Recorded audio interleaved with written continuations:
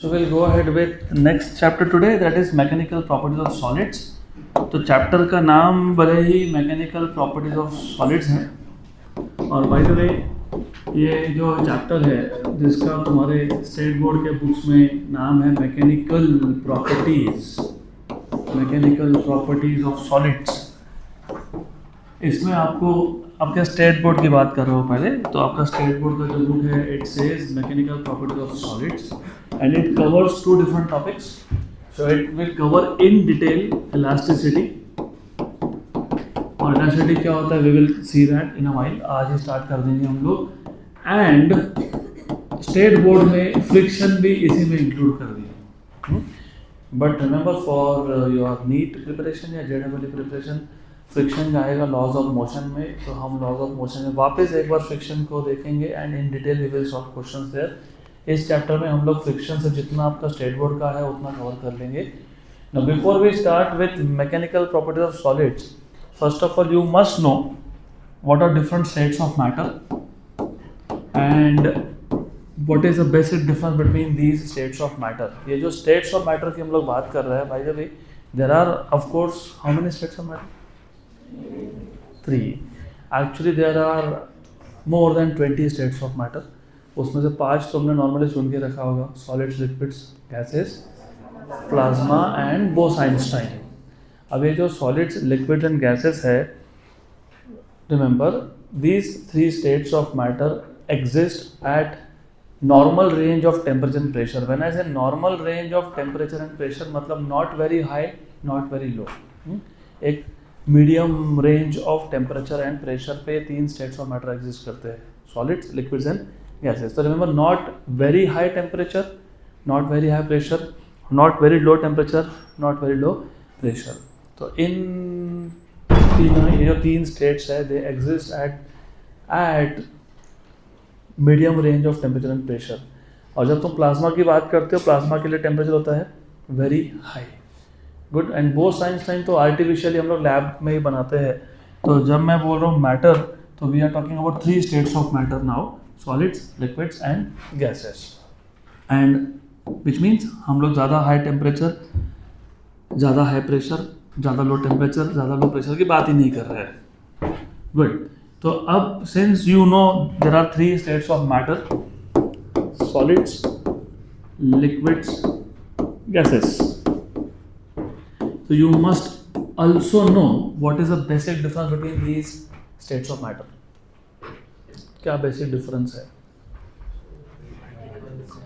Particles, something related to distance of the particles, that is correct. And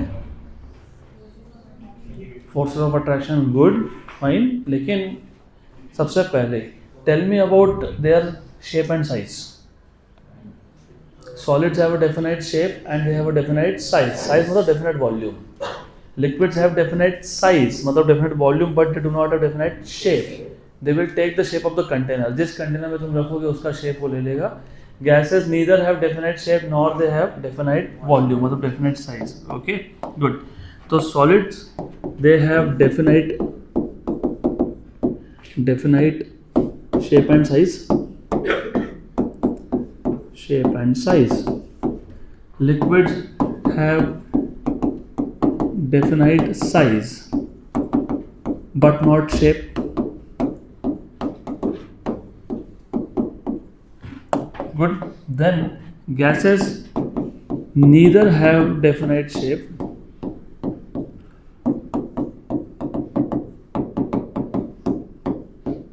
nor they have definite size.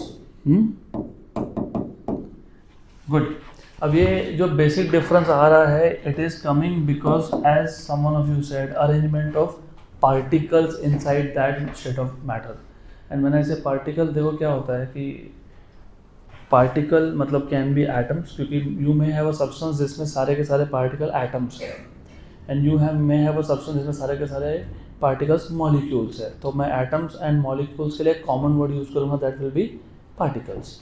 तो remember in case of solids ये समझना बहुत ज़रूरी है to understand elasticity in detail.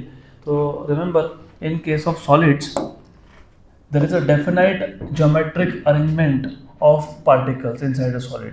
तो solids में जो particles का अरेंजमेंट होता है वो डेफिनाइट होता है, तो फिक्स्ड अरेंजमेंट होता है। तो for example if I look inside a solid, तो सॉलिड में यू विल फाइंड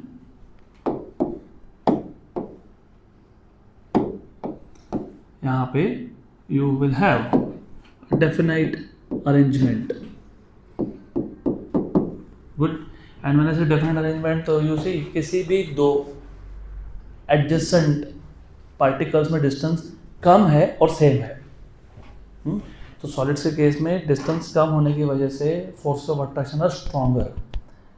तो remember in case of solids the distance between any two adjacent particles is small and is same.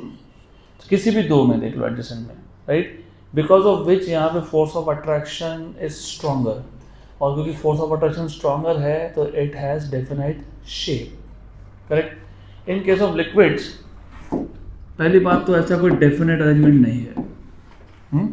So in case of liquids there is no definite arrangement of molecules. तो particle क्यों बोल रहा हूँ, क्योंकि liquid normally molecule होता है, जैसे water H2O those are molecules. And यहाँ पे मैं बोल रहा हूँ एटॉमिक, क्योंकि normally if you take copper rod तो all the particles will be atoms of copper. तो यहाँ पे जो पार्टिकल्स है उसमें डिस्टेंस थोड़ा ज़्यादा है और डेफिनेट अरेंजमेंट भी नहीं है, तो बिकॉज ऑफ विच थोड़ा फोर्स ऑफ अट्रैक्शन क्या हो जाएगा, कम।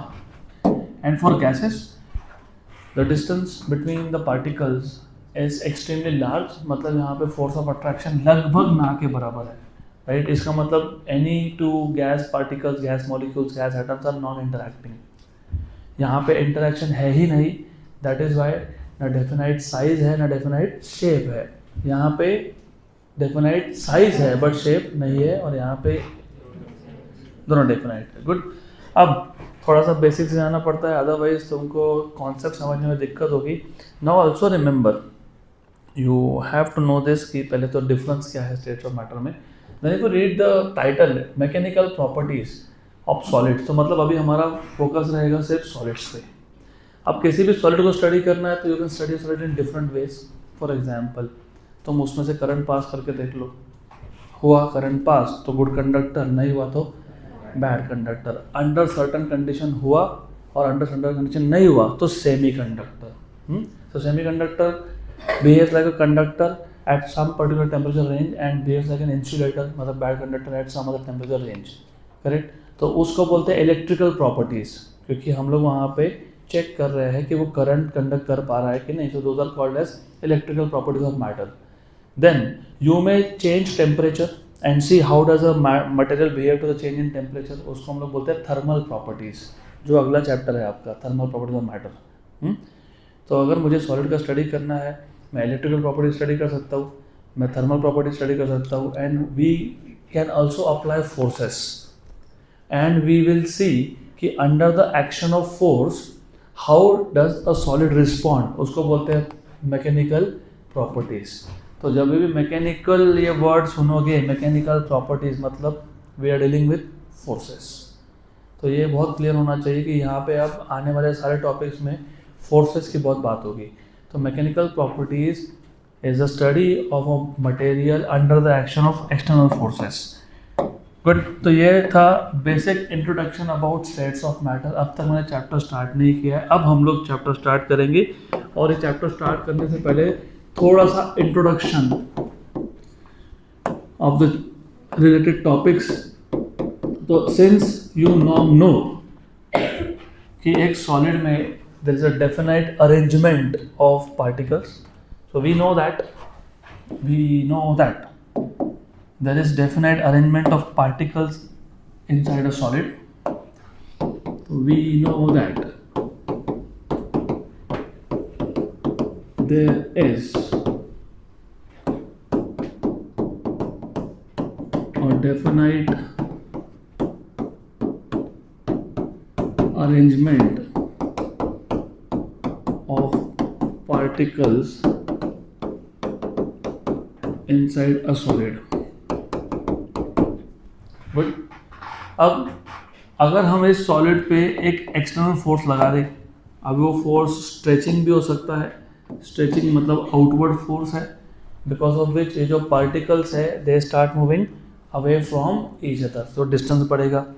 जब डिस्टेंस बढ़ता है तो इंटरनली अंदर के अंदर सबसे पहले जब तुम कोई भी फोर्स लगाते हो, चाहे वो स्ट्रेचिंग फोर्स हो या फिर कंप्रेसिव फोर्स हो, इधर इट इज स्ट्रेचिंग फोर्स और इट इज कंप्रेसिव फोर्स, तो रिमेंबर ये जो अरेंजमेंट है ये डिस्टॉर्ट होता है.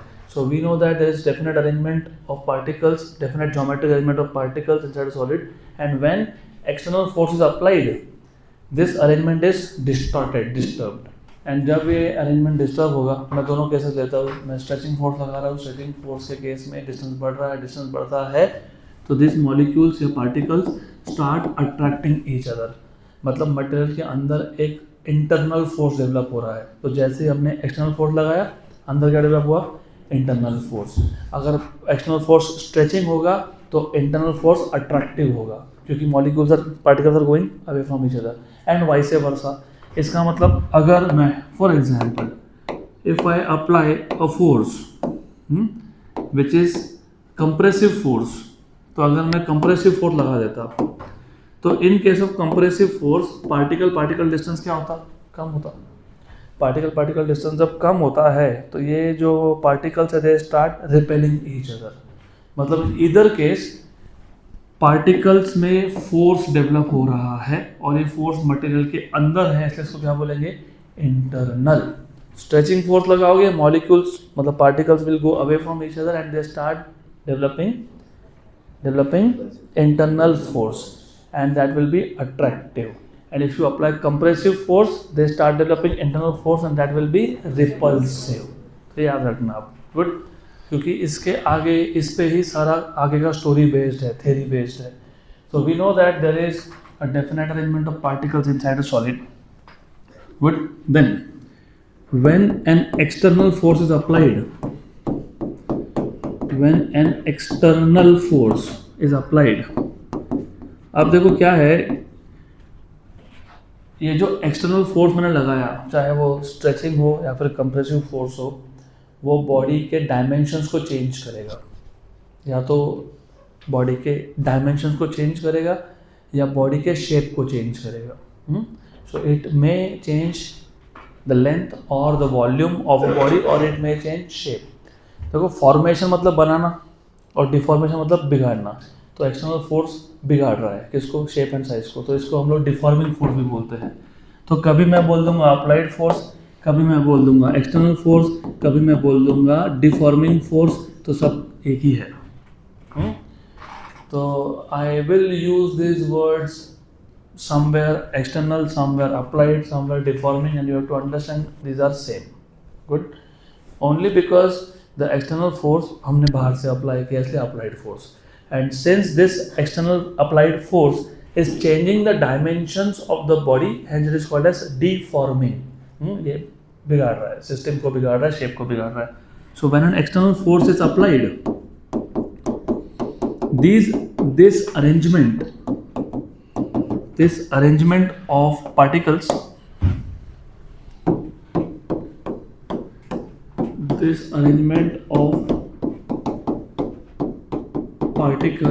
get distorted.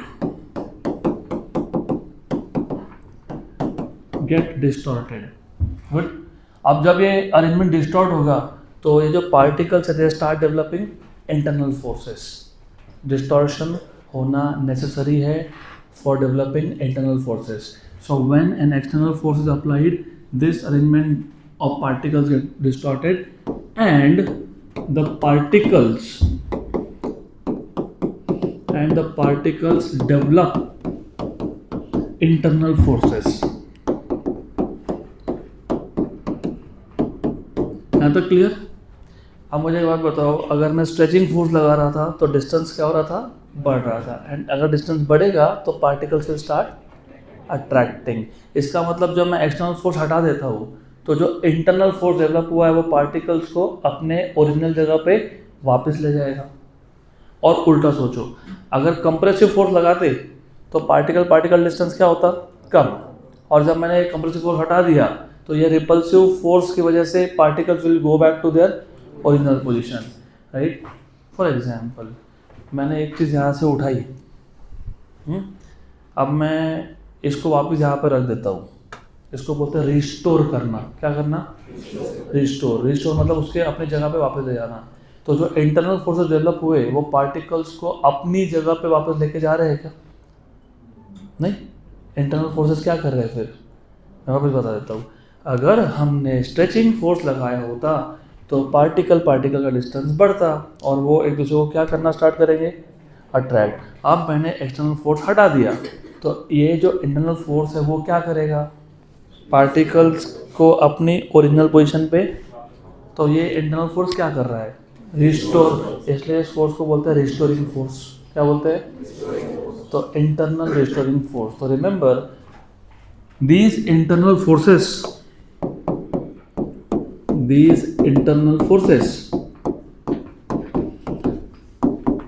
try to bring back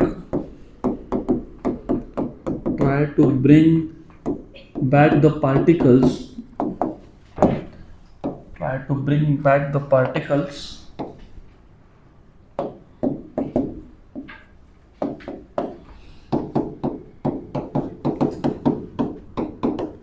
to their original positions,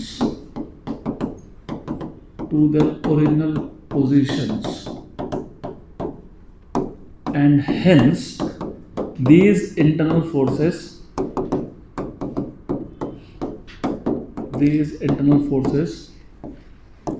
are known as क्या बोलेंगे इसको? Restoring forces. ओके, तो अभी दो टाइप के फोर्सेस याद रखना, external and internal. External is deforming force and internal is restoring force. यहाँ तक क्लियर? क्योंकि ये समझेगा तो अभी आगे समझ में आएगा। तो मैं वापस एक बार रिपीट कर देता हूँ। We are now focusing only on solids. States of matter पहले मैंने बता दिया, सॉलिड, लिक्विड्स एंड गैसेस, क्योंकि चैप्टर का नाम ही है मैकेनिकल प्रॉपर्टीज ऑफ सॉलिड्स। तो our focus is completely on solids. और सॉलिड में होता है definite geometric arrangement of particles, the distance is less, hence the forces are stronger, and when we apply external forces, applied forces, deforming forces, तो जो particle का position है वो distort होता है, because of which the particle develop internal forces. These forces, when you remove the external force, try to bring back particle to their original position, hence are known as restoring forces. यहाँ तक clear? पक्का? अब हम define करेंगे something called as elasticity and plasticity. जिस body में internal restoring forces develop होते हैं, ऐसे body they regain their original shape and size after removal of external forces. For example, do you have rubber band? ना, हम ठीक है, तो I have this eraser, it works. तो ये एक ऑब्जेक्ट है, इस पे मैंने फोर्स लगा दिया, अभी तो शेप चेंज हुआ। मैं ऐसा भी खींच सकता था, तो उस केस में लेंथ बढ़ेगा, थिकनेस कम होगा। ऐसा लगाया तो शेप चेंज। और जैसे ही मैं फोर्स रिमूव कर देता हूँ, does it go back to its original shape and size? Yes. So this is which type of material? Elastic. So the property by virtue of which a body regains its original shape and size after removal of external force is known as elasticity. And the body which possesses the property of elasticity is called as elastic body. Good. तो पहले हम लोग elasticity define करेंगे, फिर plasticity भी define करेंगे, लेकिन आपको elasticity की स्टडी करना है। तो elasticity बहुत सिंपल है। The property of a body by virtue of which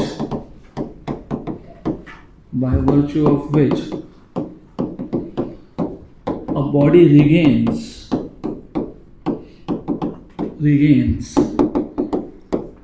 its original shape and size after removal of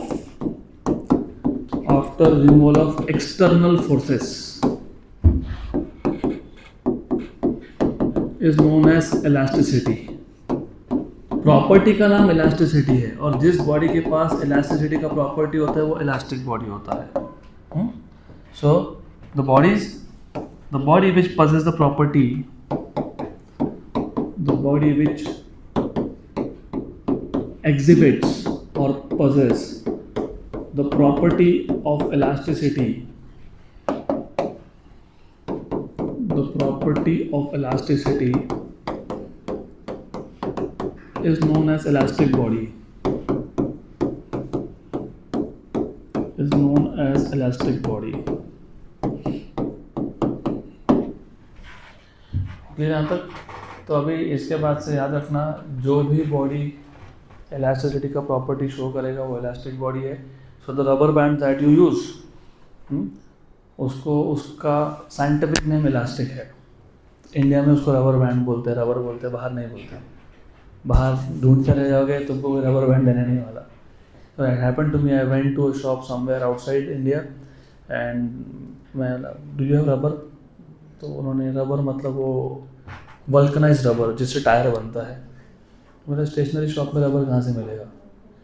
मैंने no no rubber band, there is nothing called rubber band. फिर वहीं पे पैकेट पड़ा था, ये तो है, you have this is elastic, this is not rubber.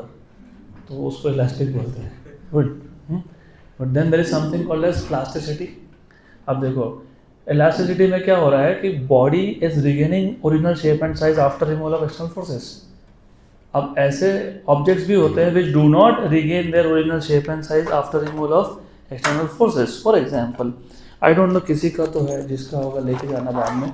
And but I am really sorry if I find something plastic I will break it now. No, सब expensive pen है, तो I will not break those expensive intellectual property of yours, but I'll find something here. कुछ तो already है, ठीक है. हाँ, thank you. अरे तुम प्रोजेक्टाइल मोशन का रेंज नहीं समझ पाए.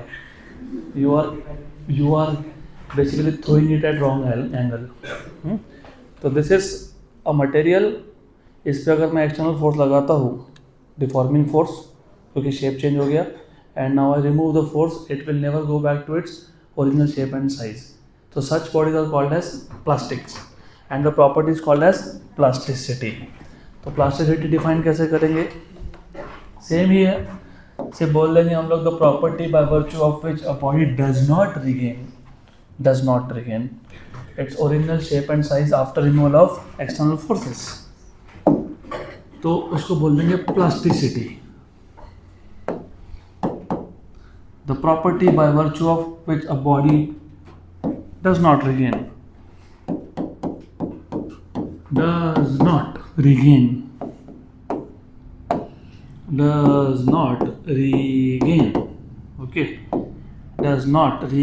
its original shape and size is known as, after removal of external force, is known as plasticity.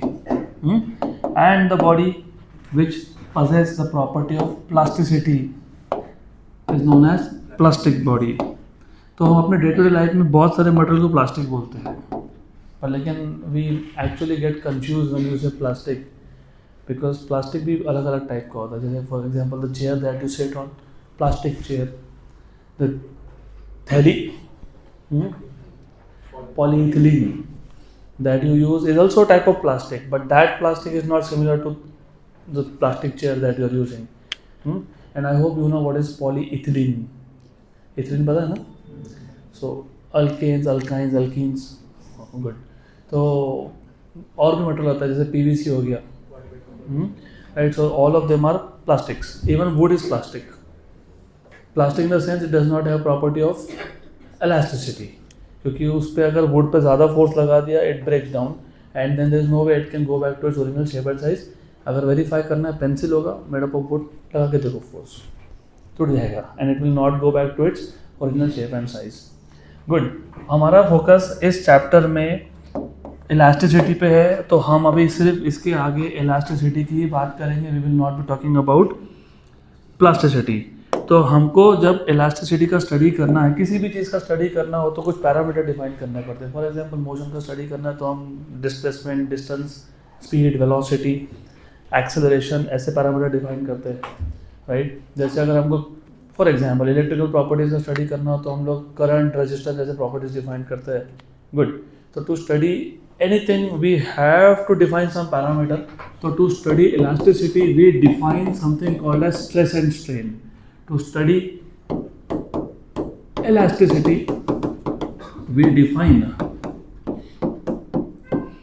We define, definition है ये, स्ट्रेस एंड स्ट्रेन। तो सबसे पहले हम लोग स्ट्रेस क्या होता है वो डिफाइन कर लेंगे। So stress is defined as internal restoring force per unit area. For example, ये बॉडी था जिस पर हमने एक एक्सटर्नल फोर्स लगाया और बॉडी के अंदर क्या डेवलप हुआ, इंटरनल रिस्टोरिंग फोर्स। लेकिन वो इंटरनल रिस्टोरिंग फोर्स पूरे बॉडी में डेवलप हुआ। For example, total internal force जो डेवलप हुआ मान लेते हैं 50 न्यूटन का है, और बॉडी का टोटल एरिया सरफेस एरिया की बात हो रही है यहाँ पे, इट इज 10 मीटर स्क्वायर। तो हर एक मीटर स्क्वायर में कितना फोर्स हुआ, कितना हुआ, 50/10 दैट इज 5। तो total internal force upon total area को बोल देते हैं हम लोग स्ट्रेस। तो डिफाइन कैसे करेंगे, stress is defined as internal restoring force per unit area. तो stress is defined as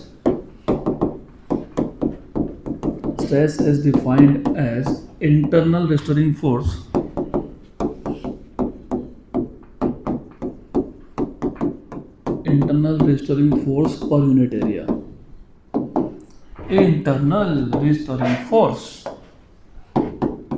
per unit area, good, of course of the body। अब प्रॉब्लम ये है कि इंटरनल रिस्टोरिंग फोर्स इंटरनल है, बॉडी के अंदर है, and we cannot measure it directly.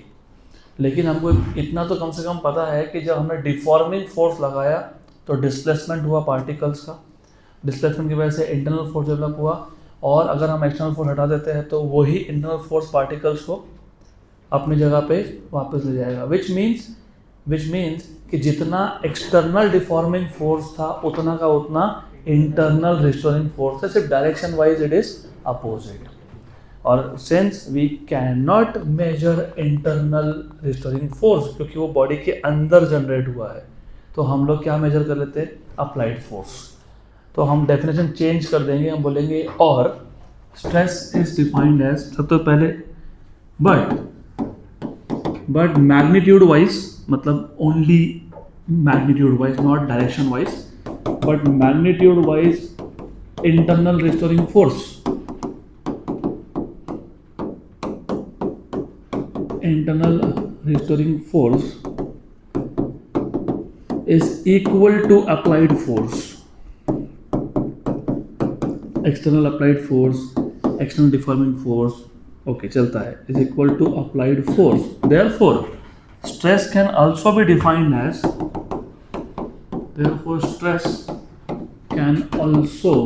be defined as applied force per unit area। applied force per unit area। तो therefore stress is basically applied force upon area, या फिर in short force upon area। तो therefore SI unit of stress क्या आएगा, Newton पर metre square. Pressure का भी यही आता है, गुड, प्रेशर भी यही होता है, न्यूटन पर मीटर स्क्वायर। और डायमेंशनली स्पीकिंग स्ट्रेस के डायमेंशंस क्या आएंगे, फोर्स अपॉन एरिया के डायमेंशंस। तो स्ट्रेस के dimensions is force upon area, force is m1 l1 t-2, area is l2, तो you get m1 l-1 t-2। Okay, good. अब हम लोग डिफाइन करने वाले हैं समथिंग कॉल्ड एज स्ट्रेन। तो strain is defined as change in dimensions per unit original dimensions. अभी per unit मतलब रेशो, जब भी तुम फिजिक्स में सुनोगे ना पर यूनिट मतलब न्यूमरेटर अपॉन डिनोमिनेटर, तो पर यूनिट के बाद जो भी लिखा है वो डिनोमिनेटर में गया। तो strain is defined as original dimensions per unit, sorry this defined as change in dimensions per unit original dimension, मतलब change in dimension upon original dimension का रेशो। अब ये डायमेंशन का मतलब क्या है, for example we may have different types of bodies, we may have linear body like a wire. अब wire पे अगर मैं फोर्स लगाता हूँ क्या चेंज होगा, वायर के पास कौन सा फिजिकल डायमेंशन है, लेंथ, तो क्या चेंज होगा, तो वहाँ पे बोलोगे change in length upon original length. Right. Now if I take a 3 dimensional structure like a cube, और क्यूब पे मैंने हर साइड से 6 साइड्स होते हैं और क्यूब के 6 साइड्स स्क्वायर होते हैं, हर साइड से मैंने इक्वल अमाउंट में फोर्स लगा दिया, नॉर्मल लगाया, नॉर्मल फोर्स मतलब परपेंडिकुलर, क्या चेंज होगा? वॉल्यूम. क्या चेंज होगा? तो वहाँ बोलोगे change in volume upon original volume. और अगर मैं वही क्यूब लेता हूँ, उसका बेस फिक्स कर देता हूँ, फिक्स मतलब उसको स्टिक कर दिया, और अब ऊपर से टेंजेंशियल फोर्स लगा रहा हूँ, क्या चेंज होगा? शेप. वो सब डायग्राम ड्रॉ करेंगे. तो फॉर एग्जांपल ये ऑब्जेक्ट है, इसका बेस फिक्स कर दिया और इसको अभी ऐसा टेंजेंशियल फोर्स लगा रहा हूँ, तो क्या चेंज हो रहा है? तो change in shape upon original shape, ये भी एक टाइप का स्ट्रेन है. तो जब मैं वो, तो चेंज इन डायमेंशन डिपेंड करता है ऑब्जेक्ट कौन सा टाइप का है, फोर्स कैसा लग रहा है. ऑब्जेक्ट अगर लीनियर है लाइक अ वायर और अ रॉड लाइक दिस, तो वहाँ पे क्या चेंज होगा? लेंथ. तो वहाँ पे स्ट्रेन क्या होगा? Change in length upon original length. 3D object होगा जैसे स्फीयर या क्यूब, और उसको मैंने हर साइड से फोर्स लगा दिया, तो क्या चेंज होगा? वॉल्यूम. तो इन जनरल हम लोग बोलते हैं strain is defined as change in dimensions per unit original dimensions. बराबर? पक्का पक्का? Sure sure 100%. तो strain is defined as change in dimensions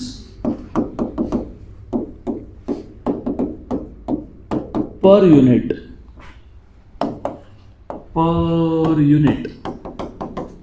original dimensions.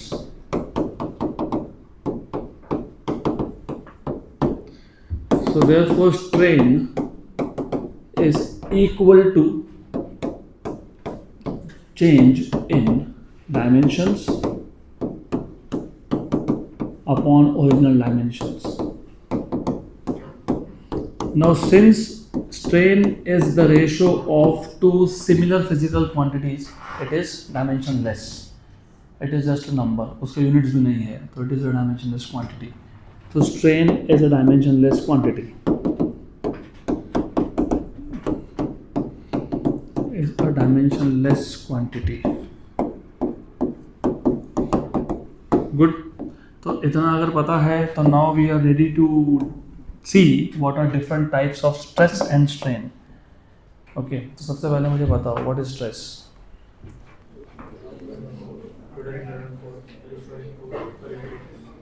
Restoring force per unit area या फिर applied force per unit area. And strain is change in dimension upon original dimension. तो अब 3 type के stress है, 3 type के strain है. Types of stress and strain हम एक एक करके डिस्कस करेंगे सबको. Types of stress and strain. तो यहाँ पे types of stress and strain physics की बात हो रही है.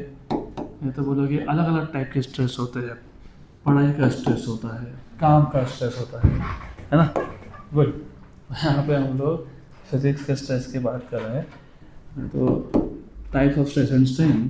First type is called as tensile or is called as longitudinal, or in some cases it is also called as compressive. Compressive सिर्फ तब बोलोगे जब forces are compressive, जहाँ पे लेंथ डिक्रीज हो रहा है. तो there is tensile stress या फिर tensile strain. स्ट्रेस अगर 2 टाइप, मतलब स्ट्रेस अगर 3 टाइप का, तो स्ट्रेन भी 3 टाइप का है. तो टेंसाइल और लॉन्गिट्यूडनल ये पहला है. दूसरे को बोलते हो वॉल्यूम या फिर वॉल्यूमेट्रिक या फिर हाइड्रोलिक.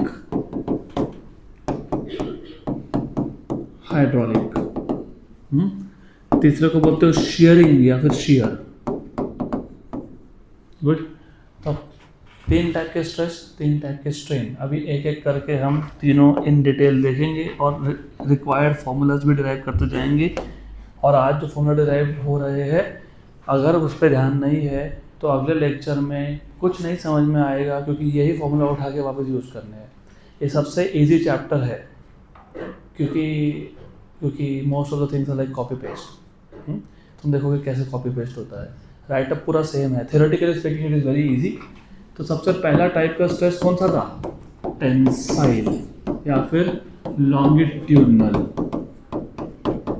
ओके, या फिर कंप्रेसिव। अभी मैं कंप्रेसिव लिख नहीं रहा यहाँ पे, तो हमको पहले टेंसाइल या लॉन्गिट्यूडनल स्ट्रेस डिफाइन करना है, फिर हम लोग स्ट्रेन भी डिफाइन कर देंगे।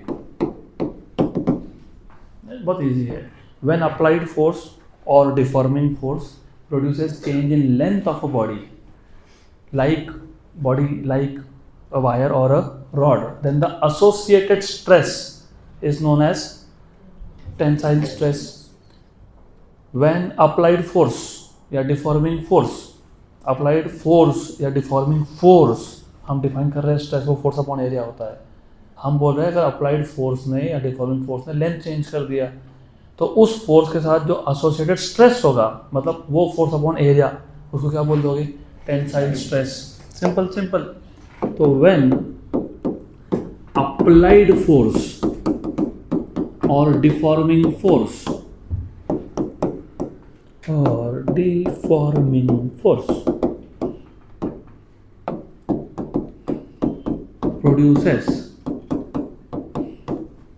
produces change in length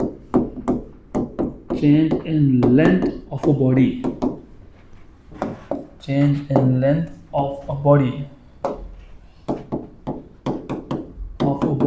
like wire, rod, etc. Then the associated stress is known as tensile or longitudinal stress. Tensile और लॉन्गिट्यूडनल का मतलब भी होता है अराउंड द लेंथ स्ट्रेस। तो अभी हम लोग साइमल्टेनियसली फॉर्मूला डिराइव कर लेंगे। फॉर्मूला डिराइव करने के लिए बहुत एक सिंपल सा एग्जांपल लेंगे। We will consider a wire which is hanging from a horizontal rigid support. So the wire is hanging vertically. Okay, तो जो वायर है इसका जो ओरिजिनल लेंथ इसको हम लोग L मान लेंगे, और इस वायर के नीचे हम लोग लगा देंगे एक लोड इज mg। तो फोर्स, अप्लाइड फोर्स हो गया mg। लास्ट बेंच, उठो जागो। Okay, good. Then you have a load here, and because of load this elongation produce, extension हो गया वायर का। तो रिमेंबर, यहाँ से यहाँ तक वॉज ओरिजिनल लेंथ, ये था ओरिजिनल लेंथ। इतना है चेंज इन लेंथ को हम लोग डेल्टा एल या स्मॉल एल बोल देंगे। So will call this as small L और डेल्टा एल। और जो लोड है, लोड वो हो गया तुम्हारा डिफॉर्मिंग फोर्स। तो लोड मतलब mg becomes your deforming force, applied force, external force, load, ये सब इधर mg है। गुड। तो हमने एक वायर लिया, consider a wire hanging vertically, wire vertical है, hanging vertically from rigid support, और सपोर्ट हॉरिजॉन्टल है फ्रॉम रिजिड सपोर्ट। अब हमको जो पैरामीटर लगने वाले हैं उसका एक लिस्ट बना के छोड़ देंगे। Let, what do you see, what is capital L? Original length of wire, original length. And as you know कि जो वायर है उसका सिलेंड्रिकल शेप होता है, क्योंकि wire is like this, it is like a cylinder. तो उसका cross section, वैसे दो सेक्शंस होते हैं, एक होता है लॉन्गिट्यूडनल सेक्शन, दूसरा होता है cross section.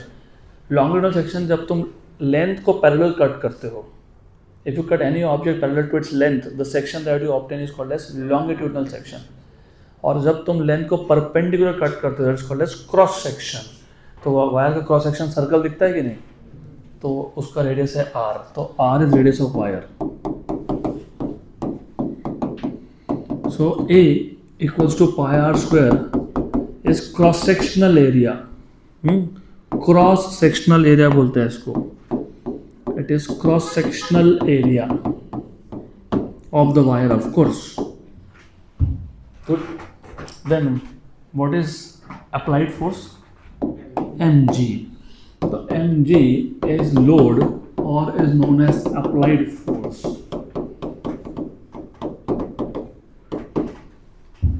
Good. Okay. Then उसके बाद what is delta L or small l? Change in length.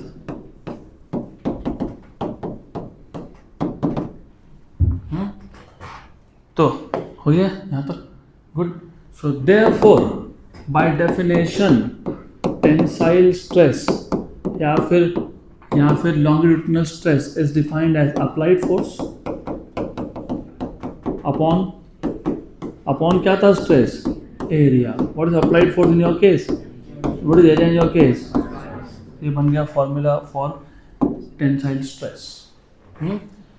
अब हम डिफाइन कर देंगे टेंसाइल स्ट्रेन. जैसे टेंसाइल स्ट्रेस किया वैसे टेंसाइल स्ट्रेन डिफाइन करेंगे या फिर लॉन्गिट्यूडिनल स्ट्रेन डिफाइन करेंगे.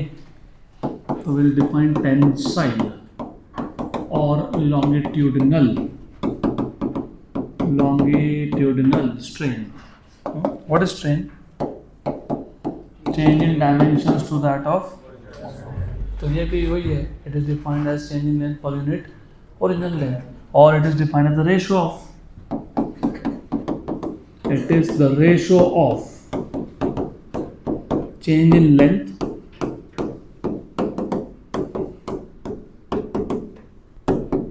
to that of original length.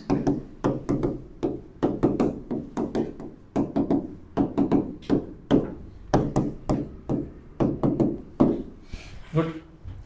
अब देखो मैंने स्ट्रेस के डायमेंशन जानबूझ के यहाँ लिखे नहीं, क्योंकि स्ट्रेस किसी भी टाइप का वो स्ट्रेस तो स्ट्रेस है ना, वो फोर्स अपॉन एरिया. डायमेंशंस क्या आएंगे? m1 l-1 t-2 यूनिट्स क्या आएंगे? न्यूटन पर मीटर स्क्वायर. तो मैं हर बार लिखूंगा नहीं, you have to just know this now. So therefore tensile strain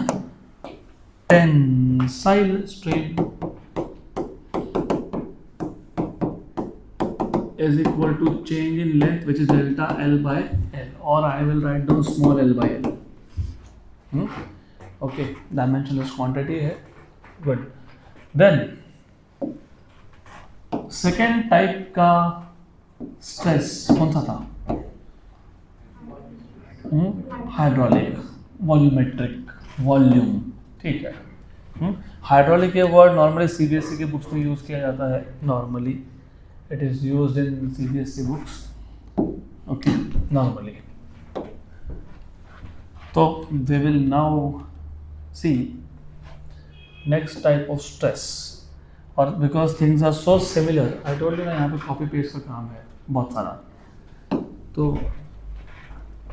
इसको copy करेंगे, मतलब मैं करूँगा, तुम नहीं कर पाओगे एग्जाम में. और मैं इसको paste कर दूँगा. This is also not a good thing to copy and paste in your exams. Good. यहाँ पे हम बोल देंगे वॉल्यूम या फिर वॉल्यूमेट्रिक.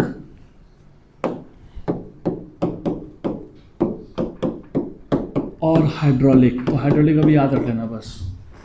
अब क्या चेंज होगा यहाँ पे? नाम में ये वॉल्यूम, तो क्या चेंज होगा? हाँ, तो व्हेन अप्लाइड फोर्स और deforming force produces change in volume of body. लेकिन वॉल्यूम कौन से बॉडी का? 3 डायमेंशनल बॉडी, जैसे कि क्यूब, जैसे कि sphere. Then the associated stress is known as volume stress और वॉल्यूमेट्रिक स्ट्रेस. तो यहाँ पे deforming force produces change in volume of a body like okay. Then it is known as volume और volumetric stress. So when applied force produces change in volume of a body like a sphere or a cube, etc., then the associated stress is known as volume or volumetric or hydraulic stress. जैसे पिछले case में हमने एक rigid support ले लिया, wire hang कर दिया, उसके जो लोड लगा दिया, लोड बन गया, अप्लाइड फोर्स, लेंथ चेंज हुआ, and so on so fourth. अब यहाँ पे इस केस में तुम या तो एक क्यूब दिखा दो या तो एक स्फीयर दिखा दो, विच एवर यू वांट. तो विल टेक अ क्यूब. तो हमारे पास एक क्यूब है. इस क्यूब को हमने एक लिक्विड में लाइक वाटर में डिप कर दिया, सबमर्ज कर दिया. तो इसको सबमर्ज या फिर लिक्विड में डिप क्यों किया, क्योंकि there is a problem here. बताता हूँ कि इशू क्या है। पहले तो ये एक क्यूब है, क्यूब का सिर्फ फ्रंट फेस है and you know that each face of a cube is a square. तो मैं पूरा क्यूब ड्रॉ नहीं कर रहा हूँ। Imagine this is a cube with you are looking at the front face of it. तो जो इनिशियल वॉल्यूम है वो v है। अब प्रॉब्लम ये है कि why we have to submerge in this cube inside a liquid like water. उसका सिंपल सा रीज़न ये है कि I can apply force manually, और प्रॉब्लम ये आ जाएगा कि मेरे पास 2 हाथ है, फेसेस 6 है। गुड। तो मैं 3 लोगों को बोलता हूँ कि हम तीनों फोर्स लगाते हैं। हो सकता है किसी ने फोर्स कम लगा दिया, किसी ने ज़्यादा, तो शेप चेंज हो सकता है। हमको शेप चेंज नहीं करना, उसके लिए अलग स्ट्रेस है।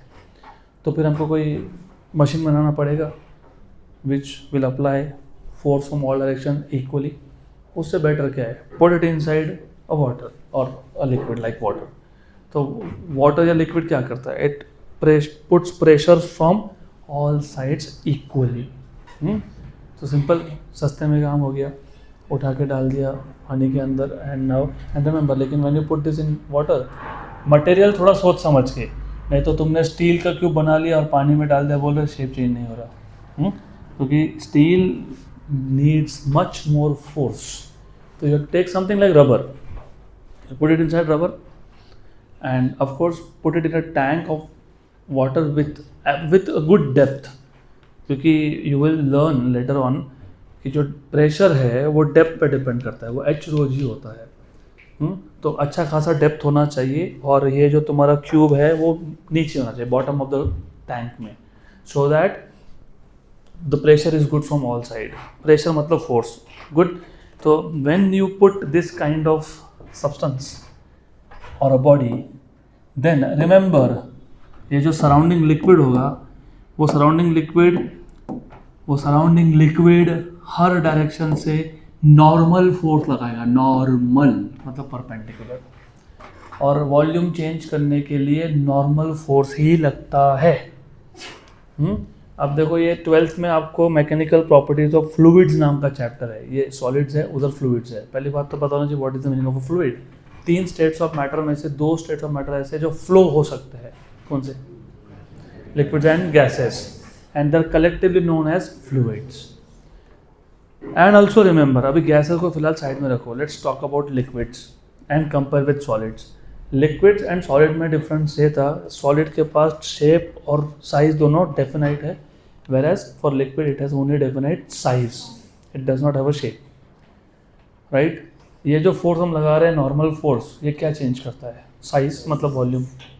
आगे एक फोर्स आएगा टेंजेंशियल, वो क्या चेंज करेगा? Shape, correct.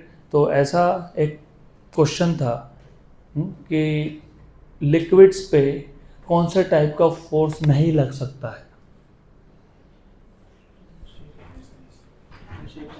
जो शेप चेंज करेगा वो लग नहीं सकता, क्योंकि शेप है ही नहीं उसके पास, तो कहाँ से लगाओगे? तो लिक्विड पे सिर्फ नॉर्मल फोर्स लगता है। लिक्विड पे सिर्फ कौन सा फोर्स लगता है? नॉर्मल, याद रखना, और उसके तो वॉल्यूम चेंज होता है। गुड। तो you have to remember this. Now because of this force, और मैं फोर्स बोल दूँ प्रेशर बोल दूँ एक ही बात है, small change in pressure, small change in force. अच्छा, बाय द वे, ये एग्जाम में पूछते टाइम ना बहुत घुमा के क्वेश्चन भी पूछते हैं। अभी देखो, पहले फॉर्मूला डिराइव करने तो फिर बताता हूँ मैं कि कैसे तुमको कंफ्यूज करेंगे। Then you, because of this extra force due to surrounding fluid, surrounding liquid, there is change in volume. तो there is change in volume. अरे रोटेट हो जाओ, गुड, ओके।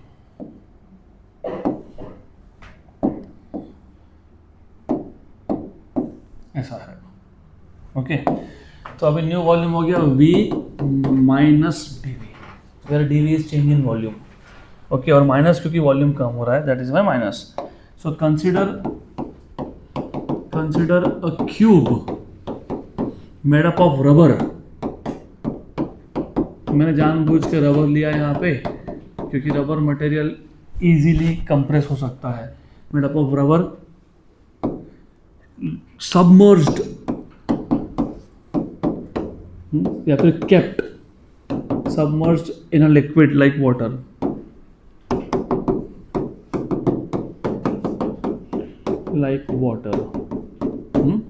गुड. लेट, फिर वही पैरामीटर की list. What is V? Original volume. Then df is change in volume, नहीं, is the change in force, है ना, applied force, extra force. अभी एक्स्ट्रा क्यों बोल रहा बताता हूँ मैं. A is the surface area of the cube, A is area of the cube, और dp होगा change in pressure. This dp is not display pic. dp लगाते हैं ना, display picture on your social media accounts. This is dp is change in pressure. अब change in pressure ये अच्छे से समझ लेना, it's very important. मैंने बोला था ना कि आगे जाके तुमको एक क्वेश्चन आएगा, आता है. बहुत बार क्या करते हैं, तुमको बोलते हैं कि एक ऑब्जेक्ट है जैसे कि क्यूब, वो एयर में है और अभी तुमने उसको कहाँ डाल दिया, लिक्विड लाइक वाटर. तो पहले एयर में था, तुम सब एयर में हो because your surrounding is air. तो तुम पे एयर एटमॉस्फेयर का प्रेशर लग रहा है जिसको बोलते हो एटमॉस्फेरिक प्रेशर, जिसकी वैल्यू होती है 1 एटमॉस्फेरिक प्रेशर, या फिर 1.013 × 10⁵ पास्कल. अब हमने उसी ऑब्जेक्ट को पानी में डाल दिया, तो अब पानी उस पर अलग सा प्रेशर लगाएगा. सो dp will be final pressure minus initial. कई बार क्वेश्चन में आपको ये बोलते ही नहीं है, कई बार ये क्वेश्चन में बोलते ही नहीं है कि पहले ऑब्जेक्ट कहाँ था. सीधा बोल देते हैं an object is submerged in a liquid like water. मतलब इनिशियल प्रेशर क्या लोगे, 0. तो इनिशियल प्रेशर लेना नहीं है उस केस में. आंसर चेंज होते हैं इन दोनों चीज़ों से. तो क्वेश्चन अच्छे से पहले पढ़ना कि तुमको बोला क्या है. इनिशियली एटमॉस्फेयर में रखा था तो initial pressure is 1 atmospheric pressure. अगर नहीं था तो इनिशियल प्रेशर इज 0.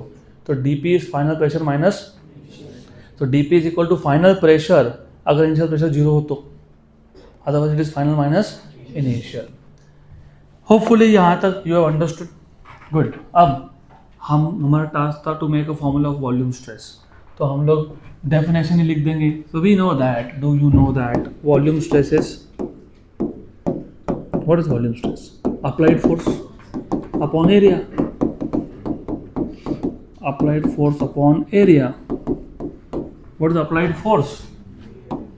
लिखा है इधर df. df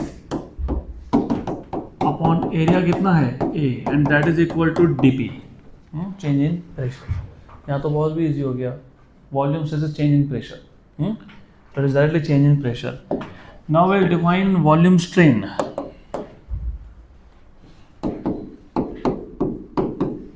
वॉल्यूम और volumetric strain, it is a ratio of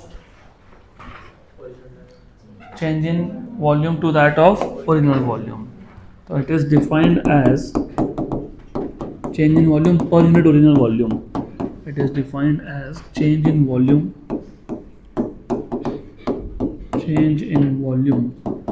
per unit. Ratio बोल दो या per unit बोल दो, एक ही बात है. तो per unit original volume, per unit original volume. So therefore volume strain क्या लिखेंगे, dv by b, but with a negative sign. Why negative? Negative sign indicates that the volume is decreasing. Compressive था ना force, हाँ, तो negative sign indicates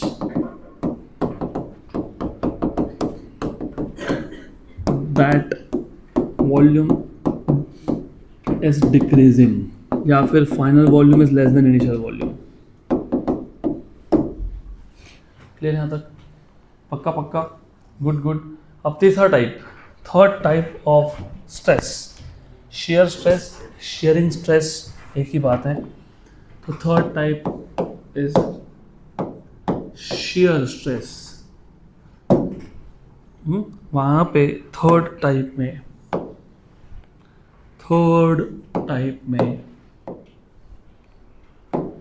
which is shear stress, या फिर कई जगह पे shearing भी बोलते हैं, और भी कुछ वर्ड्स है इसके लिए। तो एनीवेज, तो यहाँ पे क्या बोलोगे, when an applied force or deforming force produces change in shape of a body, like a cube, then the associated stress is known as shearing stress. Okay, तो यहाँ पे याद रखना चेंज इन शेप हो रहा है। सो when applied force deforming force produces change in shape of a body like cube etc, then the associated stress is known as shearing stress. Okay, तो right up में सेम रखने वाला हूँ। पहले ही हो गया जैसे यहाँ पे भी किया था। उसके बाद पहले केस में, मतलब टेंसर के केस में, एक वायर लिया, लोड लगा दिया, लेंथ चेंज हुआ। यहाँ पे एक क्यूब लिया, इसको पानी में डाल दिया, वॉल्यूम चेंज हुआ। अब वापस एक क्यूब ले लेंगे, लेकिन दिस टाइम उसको पानी में नहीं डालेंगे, उसका बेस फिक्स कर देंगे। तो will imagine a cube, we will imagine a cube। तो हम लोग एक क्यूब लेंगे और इस क्यूब, अभी मैं पूरा क्यूब दिखाऊंगा क्योंकि यहाँ पे मुझको शेप चेंज बताना है। तो I show this full cube now. तो वी हैव अ क्यूब,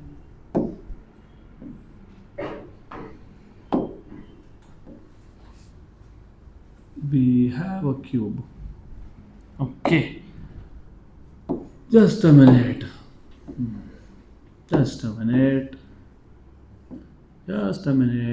यहाँ मैटर करता है क्योंकि यहाँ पे शेप चेंज दिखाना है, hence it matters. ओके, तो we will take a cube। अब इस क्यूब का नामकरण कर देते हैं, we'll give it some name। कुछ तो बोल देंगे इसको, ABCDEFGH, इसके वर्टाइसेस को नाम दे देते हैं। So let's say this is A, this is B, this is C, this is D, this is E, this is F, this is G, this is H। अब इसका जो बेस है, बेस मतलब ये, इसको कर देंगे फिक्स कर देंगे इसको। तो we will fix this with the help of some adhesive. इसको रिवाइट करना भी बोलते हैं, रिवाइटेड मतलब फिक्स करना। और देन हम इसके टॉप लेयर पे एक टेंजेंशियल फोर्स लगाएंगे। टेंजेंशियल फोर्स, जिसको तुम ग्रेजिंग फोर्स भी बोलते हो, वो सरफेस को टच करता है। It is not a normal force any more. Normal force क्या चेंज करेगा, वॉल्यूम। हमने यहाँ पे लगा दिया FT, टेंजेंशियल फोर्स। अब जो सरफेस फिक्स्ड है उसको छोड़ के सारे लेयर्स, ये छोड़ के सारे लेयर्स क्या होंगे, शिफ्ट, डिस्प्लेस होंगे, डिस्प्लेस। तो ये जो शेप था, जो पहले था क्यूब, वो बन जाएगा पैरेललोपिपेड। अब जिनको पैरेललोपिपेड क्या है वो पता नहीं, उनके लिए क्यूब का हर एक फेस, क्यूब का हर एक फेस का शेप क्या होता है, स्क्वायर। तो पैरेललोपिपेड, जैसे नाम में ये पैरेलेलो, तो पैरेललोपिपेड का हर एक फेस क्या होगा, हाँ पैरेललोग्राम। बस खत्म, डन, समझ में आ गया। तो दैट इज अ पैरेललोग्राम। तो जो क्यूब था वो बन गया पैरेललोपिपेड। तो that is what you get. तो ऐसा हो गया वो, शेप चेंज हो गया। बेस को छोड़ के सारे के सारे लेयर्स शिफ्ट हो गए, accept for base, everything is shifted. तो ये जो G था वो G डैश पे आ गया, F डैश पे आ गया, E डैश पे आ गया, H डैश पे आ गया। Okay, good. तो consider a cube ABCDEFGH whose base ABCD is fixed and a tangential force is applied to its top surface, upper surface. Okay, then the shape of the cube changes to parallelepiped. So consider a cube A B C D E F G H whose base A B C D is fixed, and tangential force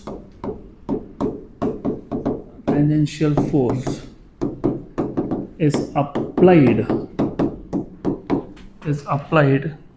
to its top surface. Hence, therefore the shape of cube changes to parallelepiped.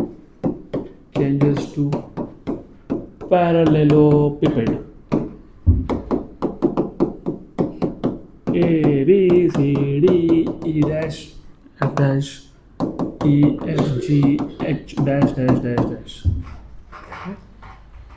यहाँ तक clear पक्का sure 100%. तो यहाँ पे tensile stress हम लोग define करते हैं as the ratio of tangential force per unit area. Good. तो टेंसाइल स्ट्रेस, बाकी मैं पैरामीटर लिख नहीं रहा हूँ, समझ लेना आप. तो tensile stress is defined as tensile ना, टेंसाइल की शेयरिंग. अच्छा, गुड, वेरी गुड. लेकिन जानबूझ के मेरा टेंसाइल लिखा था, बताता हूँ क्यों. तो shearing stress is defined as tangential force per unit area. Is defined as tangential force per unit area. कभी कभी गलती करनी पड़ती है so that you remember things. अब याद रखना टेंसाइल वो मैं स्ट्रेन में बताऊंगा कि क्यों लिखा था यहाँ पे टेंसाइल. तो shearing stress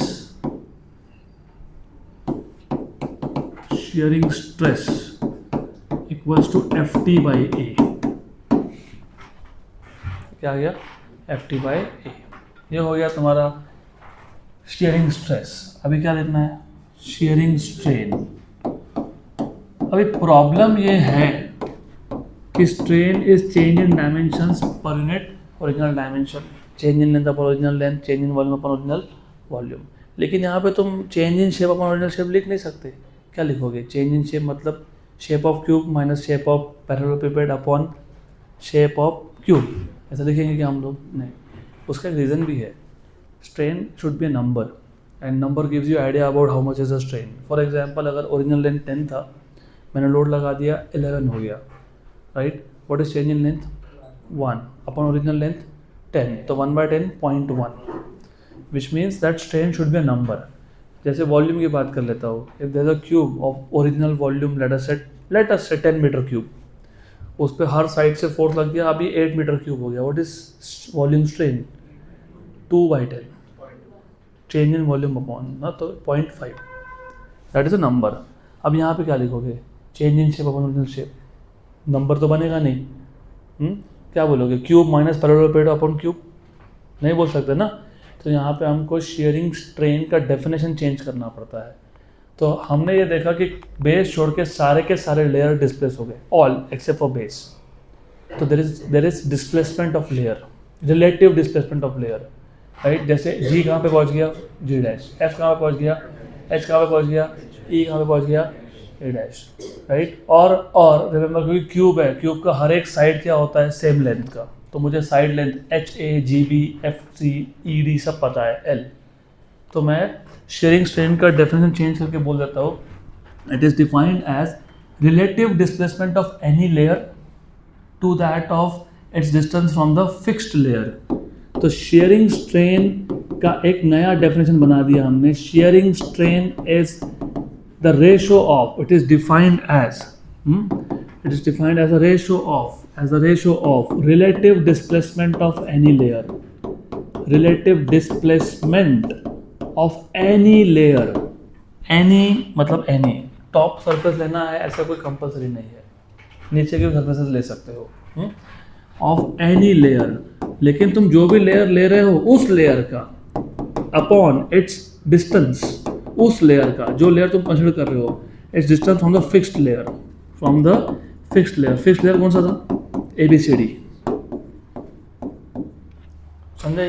relative displacement of any layer upon its distance from the fixed layer. तो इसका मतलब शेयरिंग शेयरिंग स्ट्रेन बन गया for example, look G G dash ये डिस्प्लेसमेंट है, एच एच डैश ये भी डिस्प्लेसमेंट है, एफ एफ डैश बी और ई ई डैश बी। तो मैं ऐसे लिख सकता हूँ एच एच डैश, ये डिस्प्लेसमेंट है और इसका फिक्स्ड लेयर से डिस्टेंस कितना है, एच एच ए। और जी जी डैश अगर लिखता हूँ तो जी बी, राइट, ई ई डैश लिखता हूँ तो E D E D, F F dash लिखता हूँ तो एफ सी, बराबर, करेक्ट, गुड, श्योर, 100%। अब देखो एक चीज़ ये है कि ये एल था एच ए, तो जी बी भी एल है, ई डी भी एल है, एफ सी भी एल है, और एच एच डैश अगर मैं डेल्टा एल मान लेता हूँ, डेल्टा एल क्या मान लेता हूँ, तो जी जी डैश भी क्या है, एफ एफ डैश भी क्या है, ई डैश भी क्या है, डेल्टा एल। तो ये क्या बन जाएगा, delta L by L. You see, do you see it, the formula is like tensile, इसलिए मैंने जानबूझ के लिखा था टेंसाइल, उसके जैसा है वो नहीं है। अब बोले कि इसका क्या मतलब हुआ, फिर टेंसाइल में वन डायमेंशनल ऑब्जेक्ट था लाइक अ वायर, उस पर जिस डायरेक्शन में तुमने फोर्स लगाया ना, जिस डायरेक्शन में ओरिजिनल लेंथ था उसी डायरेक्शन में लेंथ चेंज हुआ, वो 1D था। यहाँ पे ये L और change in length delta L perpendicular है, they are not along the same direction, but formula is more और लेस सेम, गुड। और अगर मैं ये एंगल को थीटा मान लेता हूँ, you know what is tan theta, opposite upon, so what is opposite, what is adjacent, so delta L by is not tan, is also tan theta। और अगर आपको याद होगा थीटा स्मॉल हुआ तो sine theta is theta and cos theta is 1, तो tan theta is theta. So therefore shearing strain is equal to delta L by L, which is equals to tan theta, which is equals to theta. Good. So we'll stop for today.